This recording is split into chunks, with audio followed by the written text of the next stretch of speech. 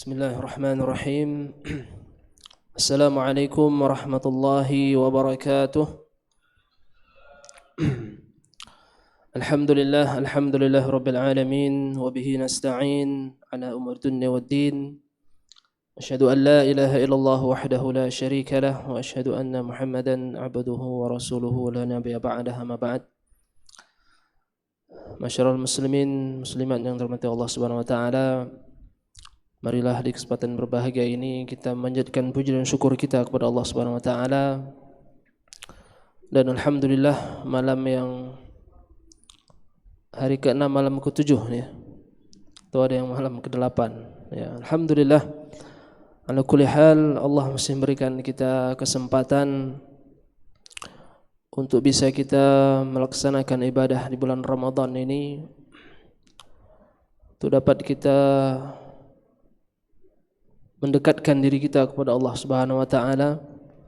Dan kesempatan yang Allah berikan ini adalah kesempatan yang sangat luar biasa, sehingga kita memohon kepada Allah semoga Allah memberikan kita taufik hidayah untuk dapat menjalankan ibadah saum puasa di bulan Ramadan ini dengan semaksimal mungkin. Kemudian salawat dan salam juga tidak lupa kita sampaikan kepada Nabi kita tercinta Nabi Muhammad SAW. Semoga salawat dan salam juga tercurahkan kepada keluarga beliau, kemudian seterusnya kepada para sahabat, generasi seterusnya, tabi'in, tabi'ut tabi'in, dan seterusnya kepada seluruh umat beliau yang senantiasa menjalankan syariat agama beliau hingga akhir zaman kelak. Masyarul muslimin yang berbahagia rahmati Allah Subhanahu wa taala, bulan Ramadan termasuk bulan spesial buat kita semua, yang mana di dalam bulan tersebut banyak keutamaan-keutamaan, banyak limpahan-limpahan rahmat dan kesayang Allah kepada kita semua. Dan tentunya bulan Ramadan adalah bulan ampunan. Dan kata Rasulullah SAW, sungguh sangat merugi orang-orang yang datang bulan Ramadan, ya, Allah panjangkan, Allah berikan kesempatan dia bertemu bulan Ramadan, tapi tidak diampuni dosa-dosanya. Oleh karena itu, ini menjadi titik perhatian kita jemaah sekalian. Tentu tidak satupun di antara kita yang bersih dari dosa. Siapapun kita memiliki noda dan dosa, khilaf dan salah, karena kita memang diciptakan seperti itu. Namun bukan berarti kesalahan, kekhilafan yang kita buat ini kita biarkan sehingga tidak ada solusi dan jalan keluar. Dan Allah Subhanahu wa taala yang Maha Rahman, Maha Ghafur, memberikan jalan dan solusi bagi kita, yaitu dengan ampunan yang maha luas. Kullu bani Adam khata' wa khairul khata'in at-tawwabun. Kata Rasulullah SAW, semua anak cucu Adam itu berbuat salah dan pasti akan terus berbuat salah, kecuali mereka orang-orang yang bertobat, beristighfar kepada Allah Subhanahu wa taala. Masyarakat muslimin berbahagia rahmati Allah Subhanahu wa taala. Terkait dosa-dosa seorang hamba, Ibnu Qayyim al-Jauzi pernah menulis bahwasanya ada 3 sungai pengampunan Allah Subhanahu wa taala kepada hamba-hambanya, yang mana 3 sungai pengampunan dosa ini, 3 sungai penghapusan dosa-dosa ini, 2 ada di dunia ini dan 1 ada di akhirat. Jadi kata beliau, 2 ada di dunia dan 1 nanti ada di akhirat. Kalau kedua sungai ini tidak kita dapatkan di dunia ini, 2 pengampunan dosa ini tidak dapat di dunia, maka nanti ya mau enggak mau kita dapat di sana, di akhirat. Kata Ibnu Qayyim al-Jauzi rahimahullah taala, sungai pengampunan pertama yaitu taubatan nasuha, yaitu taubat sebenar-benarnya taubat. Ini sungai yang pertama, itu ada di dunia. Kemudian sungai yang kedua yaitu amal saleh dan musibah yang Allah berikan kepada kita. Ya. Jadi amal saleh jemaah sekalian di antara wasilah pengampunan dosa-dosa kita dan juga demikian musibah. Baik itu sakit, ya, baik itu penderitaan yang kita rasakan di atas muka bumi ini di antara wasilah-wasilah untuk menghantarkan kita diampuni dosa-dosa kita oleh Allah Subhanahu wa taala. Nah, kalau kedua cara ini tidak dapat jemaah sekalian, ya mau enggak mau siap-siap kita dapat sungai di akhirat, yaitu sungai neraka jahanam, wa'iyadzubillah. Ya, jadi jangan sampai kita dapat sungai yang ketiga itu. Ya. Kalau kita tidak sempat meminta ampun di dunia ini, kita tidak menempuh jalan-jalan untuk dapat diampuni dosa kita oleh Allah Subhanahu wa taala, maka siap-siap kita menerima penghapusan pembersihan dosa di sungainya jahanam, waliyadzubillah. Maka jamaah sekalian Allah Subhanahu wa taala, penting sekali ya bagi kita untuk berkesinambungan dan terus bertobat kepada Allah Subhanahu wa taala. Maka sungguh sangat heran kalau ada orang mengatakan udahlah nanti aja kita tobat, ya, atau nanti tahun depan, atau kapan ada sempat, ya. Ini jamaah sekalian Allah Subhanahu wa taala, ini adalah di antara bisikan-bisikan syaitan yang harus kita jauhkan. Kenapa? Ketika seorang menunda-nunda untuk bertobat, menunda-nunda untuk beristighfar, maka dia sebenarnya sudah memberikan jalan untuk dia diampuni dosanya di akhirat kelak nanti, dihapus di neraka jahanam. Maka oleh karena itu jemaah sekalian Allah Subhanahu wa taala, taubat ini sangat penting. Ya. Di samping juga kita banyak melakukan amal saleh, dan mungkin ada di antara kita yang diberikan musibah oleh Allah berupa sakit. Namun jemaah sekalian Allah Subhanahu wa taala, kadang-kadang di antara musibah dan amal saleh, ya namanya juga kita manusia, banyak kekurangan yang kita lakukan. Dan kita tidak bisa mengklaim di sini kalau amal saleh yang sudah kita lakukan ini benar-benar diterima oleh Allah Subhanahu wa taala. Ya. Kita tidak bisa menjamin kalau salat Isya yang kita lakukan tadi sudah benar-benar 100% diterima oleh Allah Subhanahu wa taala. Walaupun tentu kita terus berusaha, ya, berprasangka baik kepada Allah Subhanahu wa taala. Dan tinggal memang jemaah sekalian, satu-satunya jalan adalah dengan kita banyak-banyak beristighfar dan bertobat kepada Allah Subhanahu wa taala. Nah, ini adalah di antara wasilah terbesar yang Allah berikan kepada kita. Ya ayyuhalladzina amanu tubu ilallahi taubatan nasuha. Wahai orang-orang beriman, ya. Allah Subhanahu wa taala memanggil orang beriman, bertobatlah kepada Allah dengan sebenar-benarnya tobat. Berarti menunjukkan orang beriman pun berpotensi untuk melakukan dosa. Kaum muslimin berbahagia rahmati Allah Subhanahu wa taala, dosa di antara penghalang-penghalang seorang itu menjadi dekat dengan Allah Subhanahu wa taala. Ya.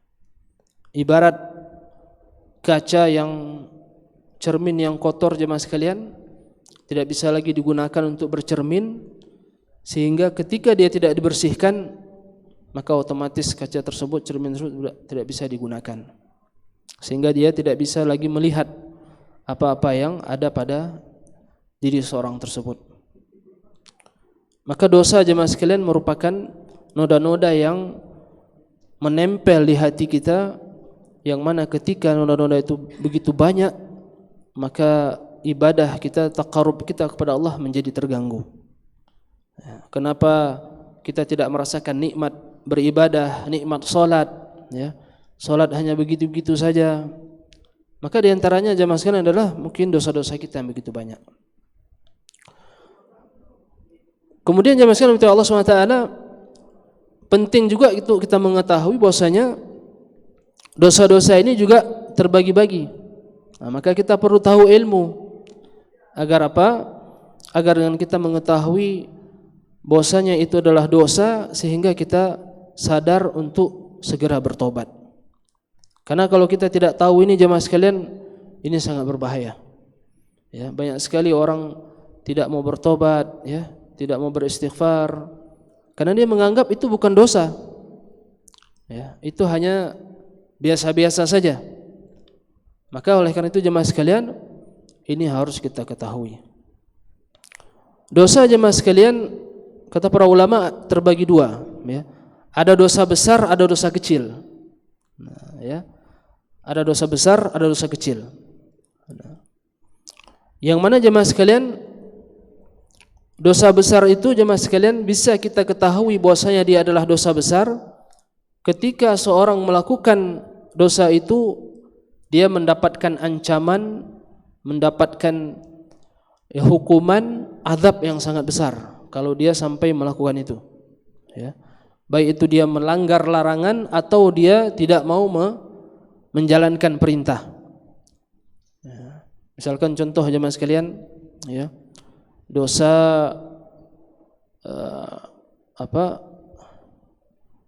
dosa tidak berpuasa, ya.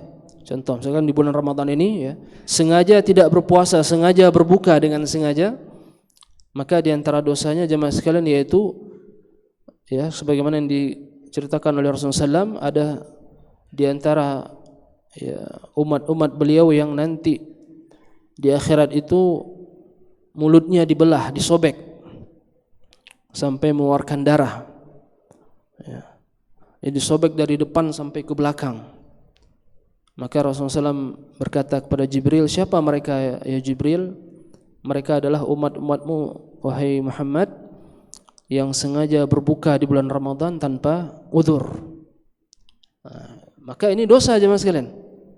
Ketika ada ancaman, ketika ada hukuman yang sangat besar, baik itu hukuman neraka, baik itu hukuman siksa kubur, baik itu hukumannya adalah tidak diterima amalan-amalan yang dilakukan dan segala macam bentuk ancaman-ancaman, maka ini kategorinya jemaah sekalian adalah dosa besar. Nah, maka dosa besar jemaah sekalian ini tidak ada jalan kecuali kita harus bertobat.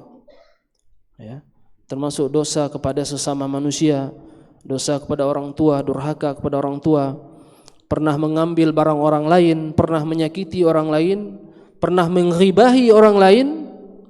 Ini semua dosa besar jemaah sekalian, bukan dosa kecil itu, karena ancamannya sangat jelas. Ya. Maka dosa kecil jemaah sekalian adalah dosa-dosa yang tidak ada ancaman, tapi dia menjadi sebuah dosa yang menjadi titik hitam dalam hati kita, dan dia insya Allah bisa dihapus dengan amal-amal soleh kita, ya, dengan istighfar kita, dan dengan musibah yang Allah berikan. Jadi dosa-dosa kecil itu bisa dihapus dengan amalan-amalan tersebut. Ya, sebagaimana kata Rasulullah SAW, antara Ramadan dengan Ramadan penghapusan dosa. Antara salat dengan satu dengan salat berikutnya, maka salat berikutnya menghapus dosa-dosa orang tersebut. Dan itu adalah dosa-dosa kecil jemaah sekalian. Maka di sini selama orang tersebut tidak meremehkan dosa itu. Jadi kalau dia remehkan dosa walaupun kecil, maka itu menjadi dosa besar. Ya. Mohon maaf ini seperti misalkan jemaah sekalian, di antara dosa kecil yaitu melihat pandangan-pandangan yang tidak baik, ya. Ya, taruhlah seperti memandang aurat-aurat, ya.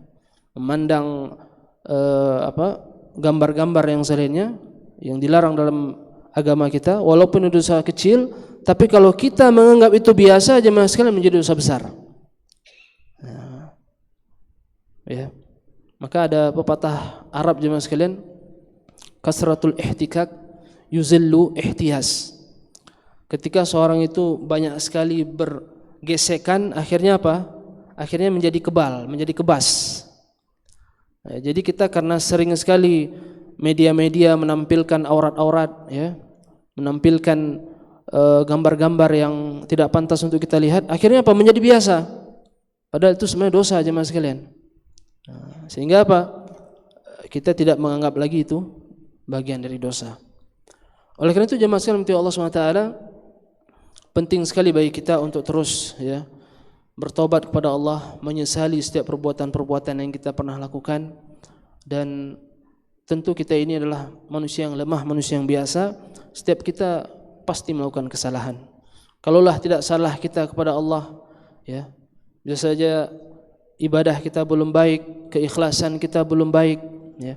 Belum lagi kita mengerjakan tidak khusyuk, ya, tidak dengan sepenuh hati. Ini dosa jemaah sekalian. Belum lagi dosa kita kepada manusia, pernah kita mengambil barangnya, pernah kita mengejeknya, pernah kita menzaliminya. Belum lagi dosa kita dengan hewan, ya. Ada kucing di jalan, lagi enak-enak duduk kita tendang, ya. Banyak sekali dosa-dosa kita jemaah sekalian. Belum lagi dosa mata, dosa mulut, dosa tangan, dosa hati kita, ya. Ya, dosa kita menyebarkan berita-berita yang tidak benar, ya. Maka oleh karena itu jemaah sekalian Allah SWT tidak luput kita ini dari dosa. Namun sebaik-baik orang yang berbuat dosa adalah segera bertobat kepada Allah SWT. Maka di bulan Ramadan ini jemaah sekalian adalah kesempatan yang besar untuk kita bisa mendapatkan ampunan Allah Subhanahu wa taala. Allah telah memberikan bulan yang mulia ini yang mana di dalamnya Allah buka selebar-lebarnya pintu surga dan Allah tutup serapat-rapatnya pintu neraka dan Allah belenggu syaitan-syaitan. Maka oleh karena itu jemaah sekalian, mari di bulan Ramadan ini kita menyongsong pengampunan dari Allah Subhanahu wa taala, kita kurangi dan kita minimalisir kemaksiatan-kemaksiatan yang selama ini kita lakukan, dan mari kita segera berbuat kebaikan-kebaikan terutama di bulan yang penuh berkah ini. Semoga Allah memberikan kita ampunan, ya, maghfirahnya kepada kita semua. Amin ya rabbal alamin. Demikian dapat kami sampaikan. Mohon maaf atas segala kekurangan dan khilafan. Semoga Allah memberikan kita kebaikan di bulan Ramadan ini sehingga kita bisa mendapatkan predikat orang-orang yang bertakwa. Amin ya rabbal alamin. Subhanakallahumma bihamdika asyhadu an la ilaha illa anta astaghfiruka wa atubu ilaik. Wa sallallahu ala nabiyyina Muhammadin wa ala alihi washabbihi wasallam. Alhamdulillahirabbil alamin. Assalamualaikum warahmatullahi wabarakatuh.